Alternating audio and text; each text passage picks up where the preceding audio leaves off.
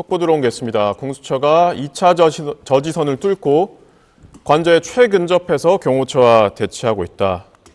저희가 1차 저지선을 정문 혹은 한남대로 쪽 경찰 바리케이트라고 본다면 2차 저지선은 아마 관저 경내가 될 겁니다. 그 2차 저지선까지 뚫고 정말 관저의 그 현관문 앞까지 대치를 하고 있다. 이런 것으로 알려지는 것 같고요.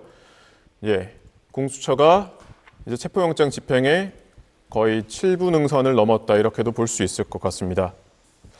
임찬종 기자, 우리 헌법재판소 얘기를 했으니까 조금 더 추가적으로 얘기를 나눠보겠습니다.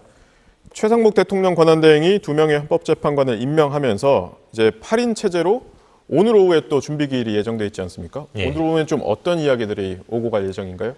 네, 이제 오늘 오후에 열리는 것은 이제 정식 기일은 아니고요. 변론 준비 기일입니다. 예. 변론 준비 기일은 뭐 다른 재판에서도 마찬가지지만 어떤 양측의 주장과 쟁점, 그리고 증거 관계들을 좀 주장과 쟁점들을 정리하는 절차거든요. 지난번 준비 기일 때 윤석열 대통령 측이 변호인 선임이 대리인 선임이 늦어졌다는 이유로 좀 시간이 더 필요하다는 말을 하기도 했고, 또 실제로 뭐 중요한 사건의 경우에 준비기일을 2회에 걸쳐서 가지는 것이 아주 드문 사례는 아니기 네. 때문에 헌재에서 오늘 이제 한 번 더 준비기일을 여기로 잡았습니다. 그래서 오늘도 아마 양측에서 어떤 주장들을 할지, 그리고 그럼 양측에서 어떤 쟁점에 대해서 판단이 이루어지면 우리 파면 여부 또는 뭐 기각 여부를 결정할 수 있을지에 대해서 쟁점을 정리를 할 것으로 보입니다. 그런 쟁점을 정리할 것이고, 가장 헌재 입장에서는 일단은 뭐 구인 완전체가 되지는 않았지만, 그렇죠. 일단 심리 정족수라던가 중국 결정 정족수에 대해서 논란의 여지가 아주 적은 8인 체제는 갖췄기 때문에 심리는 계속 정상적으로 진행될 걸로 보입니다.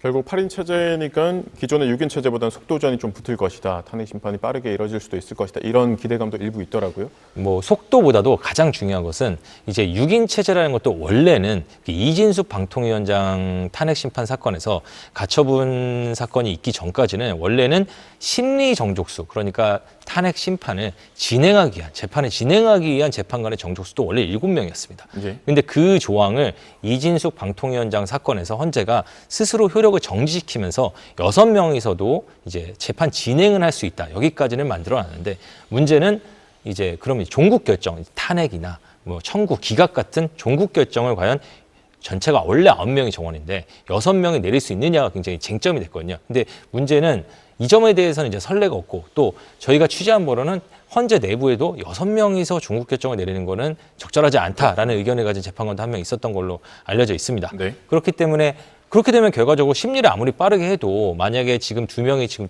추가 임명이 돼서 8명이 됐지만 8명이 되기 전에 6명 상황에서는 1명이 계속 반대할 경우에는 최소한 파면 결정을 할 수가 없었던 상황입니다. 왜냐하면 대통령 파면을 위한 정족수는 6명이기 때문에 6명. 이 6명이 전체가 다 동의해야 파면할 수 있는데, 6명 중에 1명이 나는 6명으로는 파면이든 기각이든 종국 결정을 할 수 없다라고 생각한다면은 그 자체가 선고가 불가능한 상황이었거든요. 네. 근데 2명이 추가로 임명이 되면서 이제 선고가 가능한 상황이 됐습니다. 그렇기 때문에 그리고 지난번 박근혜 전 대통령 탄핵 심판도 선고 당시에는 8명 체제로 선고를 했거든요.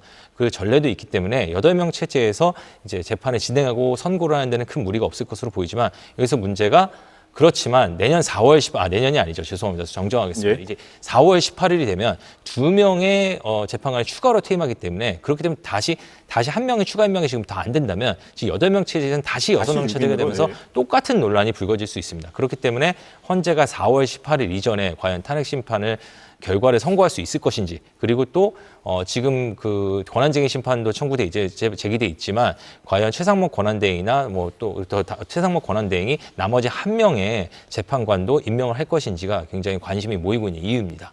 예.